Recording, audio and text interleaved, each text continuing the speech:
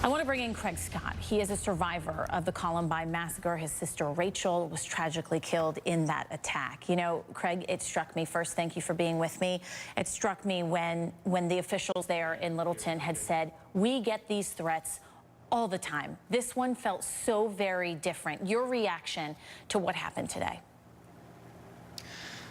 Well, my reaction was, after Columbine, we received a lot of bomb threats and death threats for our school, and I just learned not to live in fear. I speak to students now with a program that I have called Value Up, and I talk to students that have a lot of fear of a school shooting or something violent happening at their school, and I have to reassure them that it's very rare that something will happen. They should be more afraid to get into the car every day, but they shouldn't be afraid to get in the car. They shouldn't live in fear. Part of me is sad that this girl has captured national news and kind of hijacked my state, and schools got shut down. I almost wish there would have, I believe in the Jeffco Police Department. I love them. They're wonderful people. But I'm hoping that this doesn't become a trend that somebody can scare with threat. And I know it was a credible threat, but that all these schools get shut down. I just don't like to let this kind of scare and threat stop my life, because I've experienced this over the years, and I found usually it doesn't amount to happening, and that's what I thought would happen in this case. I thought she would be caught or she would be killed, and so I just don't want people to live in fear is my main message. Because it's you that's going to have to explain this to the kids tomorrow. They're going to be back in school. They're going to be marking the 20th anniversary of this massacre that took your sister's life. What are you going to say to them tomorrow?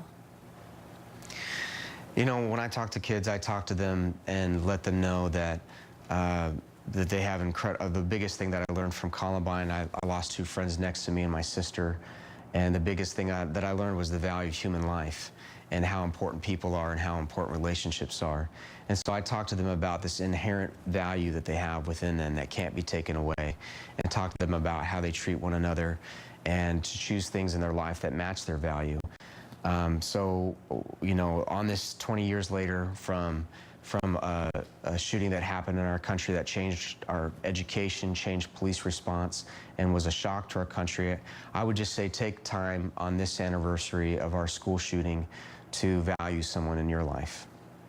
What a message there, and thank you for reminding us all of that. You know, I can't help but ask you if you thought we would be farther along 20 years later, that there wouldn't be a Parkland, that there wouldn't be a Sandy Hook. You know, it breaks my heart when I hear about these shootings, but it also reignites my purpose. I talk to kids about turning pain into purpose in their life, and I've been through a journey that now kids from Parkland are going on, and people from Sandy Hook, and learn pieces for my healing.